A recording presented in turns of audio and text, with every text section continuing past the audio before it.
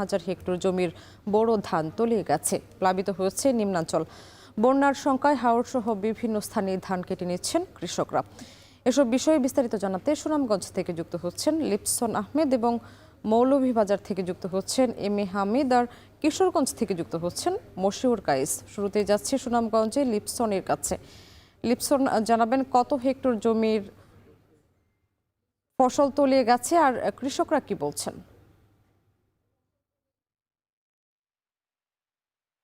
আচ্ছা স্বামী, আমরা যদি বলি যেহেতু এটি হাওড় এলাকা, আমরা দেখেছি যে প্রথম দিকে কিন্তু এখানকার যে কৃষকরা রয়েছেন তারা কিন্তু হাসি মুখে কিন্তু তাদের যে জমির ধান সেটি কিন্তু আসলে কর্তন করেছিলেন। তবে এই অঞ্চলে বৃষ্টিপাত শুরু হওয়ার পর থেকে কিন্তু আসলে কৃষকদের মধ্যে অনেকটা আসলে আতঙ্ক বিরাজ করেছিল। আমরা যদি বলি প্রথম দিকে কিন্তু এই অঞ্চলে বৃষ্টিপাত শুরু হয়ে কিন্তু আসলে শিলাবৃষ্টিতে এই অঞ্চলের কিছু অংশের বোরো ধান কিন্তু নষ্ট হয়ে যায়। তারপর থেকে কিন্তু আসলে আবহাওয়া পূর্বাভাস অনুযায়ী কিন্তু আসলে সুনামগঞ্জে টানা কয়েকদিন ধরেই কিন্তু বৃষ্টিপাত অব্যাহত রয়েছে। সেই সাথে ভারতের চেরাপুঞ্জিতে বৃষ্টিপাত অব্যাহত হয়েছে। পানি উন্নয়ন বোর্ড কিন্তু আসলে আগাম বন্যার একটি সংখ্যা কথা বলেছিল। তবে আমরা দেখেছি যে টানা কয়েকদিনের বৃষ্টিতে কিন্তু সুনামগঞ্জের দেকার হাওর, বরাম হাওর, মাটিয়ান হাওর, শনি হাওর, যে অর্থাৎ 137টি হাওরের মধ্যে কিন্তু অধিকাংশ হাওরে কিন্তু আসলে জলাবদ্ধতা সৃষ্টি হয়েছে। বিশেষ করে কিন্তু অধিকাংশ হাওরে জলাবদ্ধতা সৃষ্টি হয়ে কিন্তু বৃষ্টির পানিতে কিন্তু আসলে কৃষকের যে সোনালী ধান সেটি কিন্তু আসলে তলিয়ে গেছে। বিশেষ করে যদি বলি, প্রায়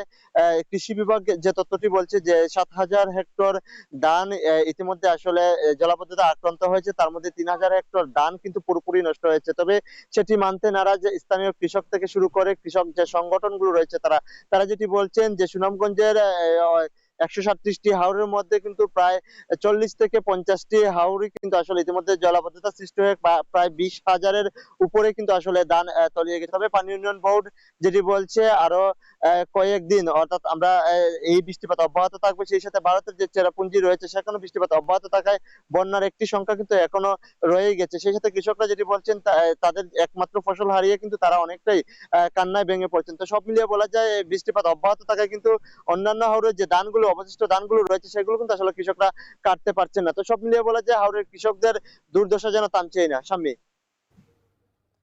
হামিদ, আপনি জানাবেন মৌলভীবাজারে কোন কোন নদীর পানি বিপদসীমার উপর দিয়ে বইছে আর নিম্নাঞ্চল প্লাবিত হয়েছে কিনা?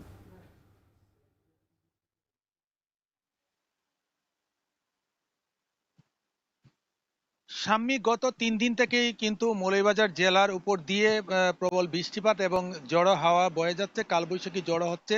আমি কথা বলেছিলাম সিনিয়র আবহাওয়াবিদ আনিসুর রহমানের সাথে। তিনি জানিয়েছেন যে গতকাল পর্যন্ত 24 ঘন্টায় 190 মিলিমিটার বৃষ্টিপাত মৌলভীবাজারে হয়েছে, যেটা সিলেট বিভাগের মধ্যে রেকর্ড পরিমাণ বৃষ্টিপাত ছিল। এবং গত 3 দিনে 269 মিলিমিটার বৃষ্টিপাত হয়েছে, যেটা আজকে কিছুটা কমে গিয়ে গতকাল সকাল 6টা থেকে আজকে সকাল 6টা পর্যন্ত 42 মিলিমিটার বৃষ্টিপাত হয়েছে। এতে করে নিম্নাঞ্চল প্লাবিত হয়েছে। বিশেষ করে কিছু কিছু জায়গায় ছোট ছোট যে ছড়া নদী ছিল সেগুলো উপচে পড়ে বাঁধ ভেঙে বেশ কিছু বাড়িঘর তলিয়ে গিয়েছে এবং হাওরের বেশ কিছু এলাকায় পানিতে নিমজ্জিত হয়েছে বোরো ধান, এবং নিম্নাঞ্চল যেখানে ছিল সেখানে বোরো ধান নিমজ্জিত হয়েছে। আমি কথা বলেছিলাম কৃষি সম্প্রসারণ অধিদপ্তরের উপপরিচালক জালাল উদ্দিন প্রধানের সাথে। তিনি জানিয়েছেন যে এ পর্যন্ত জেলায় 369 হেক্টর বোরো ধান পানিতে তলিয়ে গিয়েছে এবং হাওরের 82 ভাগ ধান কর্তন হয়েছে, 18 ভাগ বাকি রয়েছে। তিনি বলছেন যে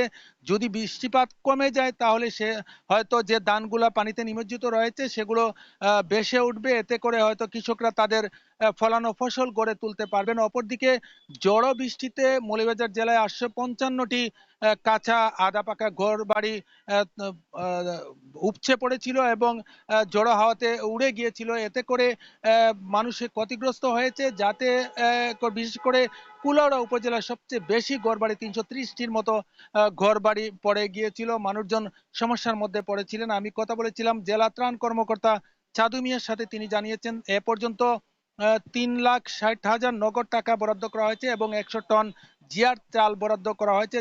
যাদের ঘরবাড়ি বা যারা ইতিমধ্যে নিম্নাঞ্চল প্লাবিত হয়েছে তাদেরকে সহায়তা করার জন্য। সব মিলিয়ে বলা যায় যে মনু নদীর পানি এবং দলাই নদীর পানি কিছুটা কমলেও কুশিয়ারা নদীর পানি বাড়তির দিকে এবং জুড়ি নদীর পানি এই মুহূর্তে সর্বোচ্চ 113 সেন্টিমিটার বিপদসীমার উপর দিয়ে প্রবাহিত হচ্ছে। এভাবে যদি উজানে বৃষ্টি হয় তাহলে হয়তো আরো বন্যার আশঙ্কা রয়েছে বলে জানিয়েছেন পানি উন্নয়ন বোর্ডের কর্মকর্তা।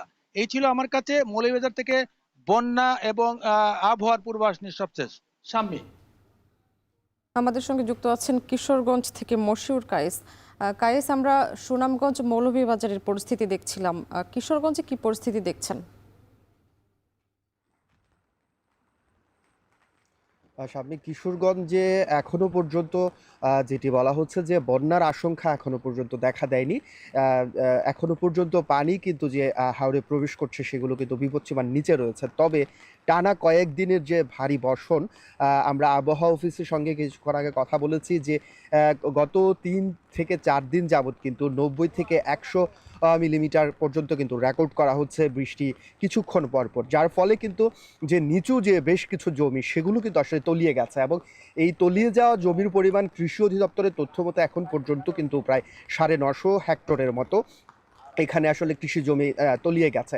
তো এইখানে সবচেয়ে বড় বিপাকে রয়েছেন যে যারা কৃষকরা, যাদের জমি তলিয়ে গেছে, পাশাপাশি যে কিছু জমি আসলে উজানে ছিল অর্থাৎ উঁচু জমিতে ছিল সেগুলোও কিন্তু আসলে এখন তারা যেহেতু কর্তনের পুরো মৌসুম, সেক্ষেত্রে কিন্তু তারা কর্তনের পর সেগুলো মাড়াই শুকানো সহ বিভিন্ন কার্যক্রম থাকে, সেগুলোতেও কিন্তু আসলে তাদের বেশ ব্যাক পোহাতে হচ্ছে এবং একেবারেই তারা কিন্তু ঘরে বসে আছে। এবং আমরা এরকমটিও দেখেছি যে বিভিন্ন খলাগুলো যে রয়েছে যেখানে ধান শুকানো থেকে শুরু করে বিভিন্ন কার্যক্রম পরিচালিত হচ্ছে, সেখানেও কিন্তু আসলে তারা হাত গুটিয়ে বসে আছে। সব মিলিয়ে তারা কিন্তু বেশ বিপাকে রয়েছেন এবং কৃষি সম্প্রসারণ অধিদপ্তর কিন্তু নির্দেশ দিয়েছেন যে দ্রুত গতিতে আসলে ধান কর্তনের জন্য, এবং তারাও যে বিষয়টি বলছে যে ৮০% পেকে গেলেই কিন্তু সেগুলো কাটার জন্য। ইতোমধ্যেই হাওরে ৫২% কাটা হয়েছে। এই ছিল আমার কাছে কিশোরগঞ্জ থেকে সর্বশেষ তথ্য। শামীম। সারা দেশে বৃষ্টিপাত পরিস্থিতির খবর জানাচ্ছিলেন সহকর্মীরা।